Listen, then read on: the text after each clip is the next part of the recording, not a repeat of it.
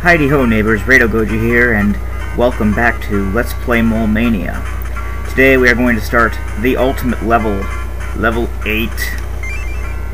Let's begin, shall we? First off, love this music. Now we are going to be going through a boss rush here. That's all level 8 is just a boss rush. We are not going to be doing any more puzzles or anything like that, just bosses. And each of these bosses is a little different from when we fought them the first time. They have something to make them a little harder, but they don't change their attack patterns or anything like that. It's just something in like the environment or whatever. So, we gotta start off with Kangaroon. Remember Kangaroon? It seemed like so long ago when I started this, but it's only been like maybe a little over a month. See, guys, basically Kangaroon never really changes the attack pattern, but we only have one thumbtack to push around. Other than that, it's the exact same battle, and so there really isn't anything inhibiting us from winning. It's just, oh, we only have one of these objects instead of two. That's a big loss. We only really needed one the first time.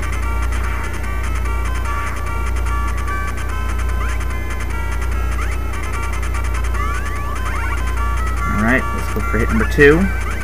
Oh, well, stuff like that happens.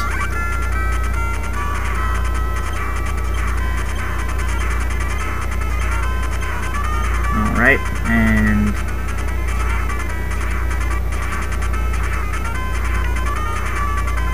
oh, got hit.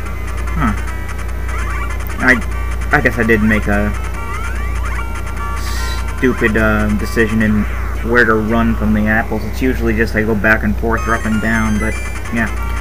So this star, does this lead to a bonus stage? No. It just leads to the next boss. And before each boss you have some recovery items, so unless you take 3 hits in a particular boss battle, there really isn't too much of a reason for you to be going in with full health. So we're going to be fighting Sundes this time.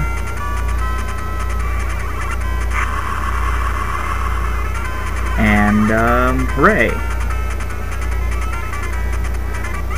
As always, he'll start off with his super shiny attack. We only have one ball to, hit him with. And, that is actually a little disconcerting. Seeing as, you know, at times it was hard enough to shove him into the water with just 2 balls. So this might take a little bit.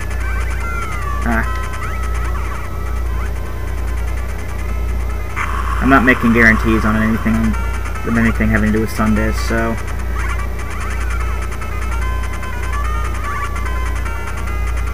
I'm not saying this is going to be a super awesome run this particular boss battle. I'm fairly sure what I did there was a stupid idea, but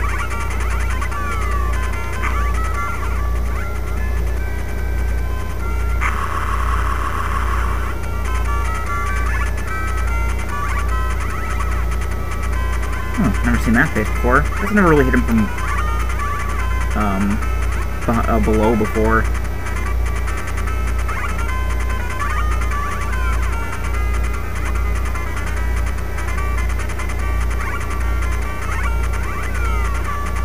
There we go, we got him.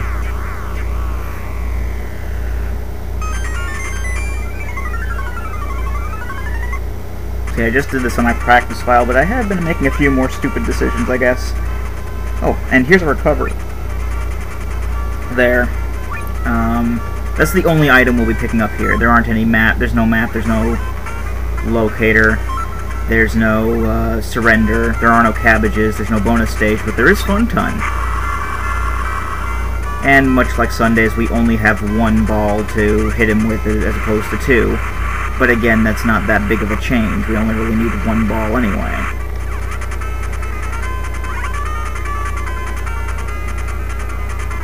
Alrighty then. Jump.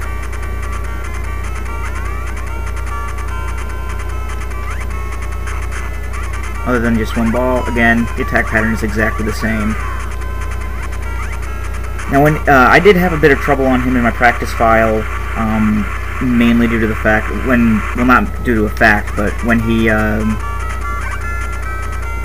started casting 3 shadows, he started putting them in weird configurations.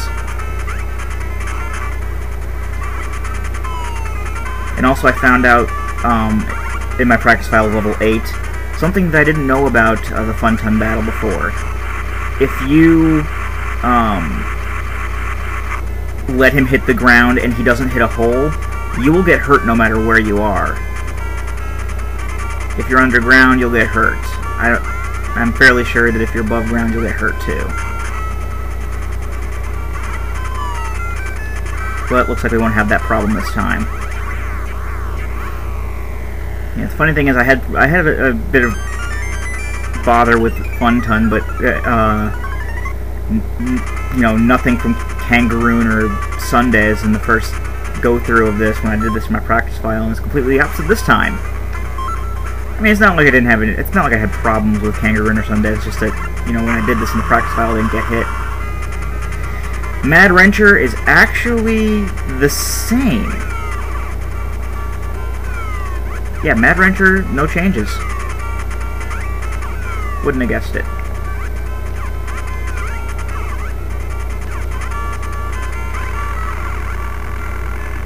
At first I thought there were less places to put the bottom elbow pipe, but it really doesn't seem to be that way.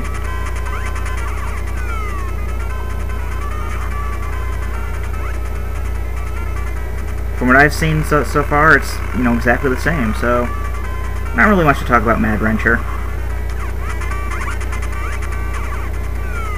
Though there is one thing I have been doing, I've been pushing this all the way to the bottom, just on habit right away. So that way, if it's all the way at the top, you know, I don't have to... Or if it starts off at the bottom, I guess I don't have to frantically push it from the top. So just the first thing I'll do is I'll, you know, push it down. And Mad Wrencher is gone.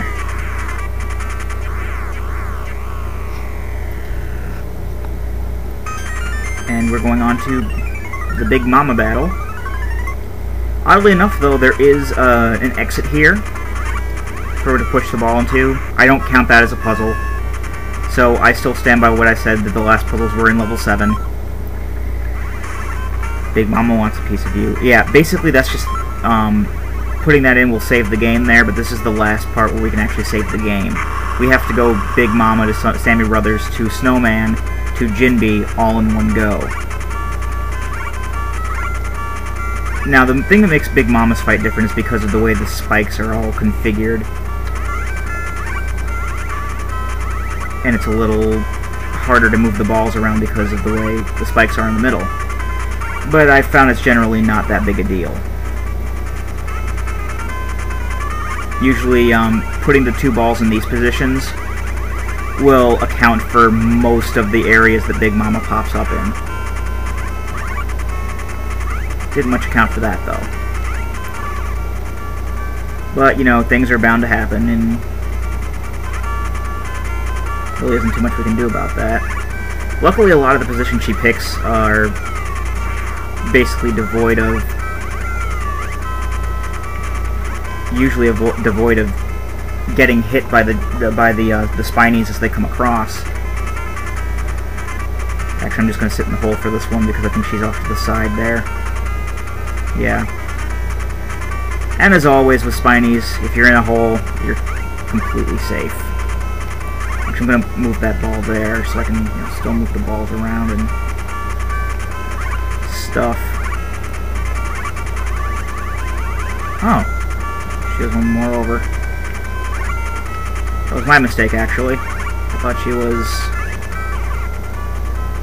straight down from that ball. Ah, there we go.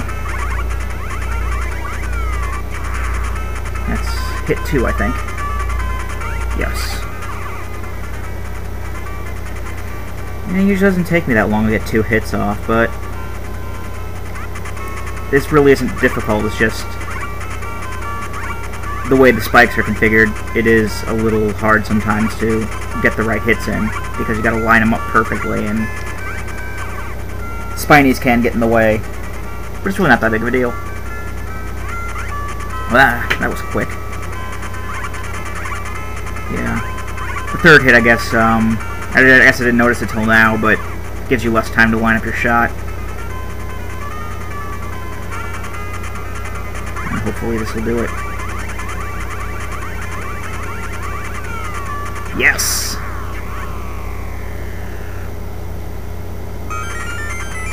And we're off to face the Sammy brothers.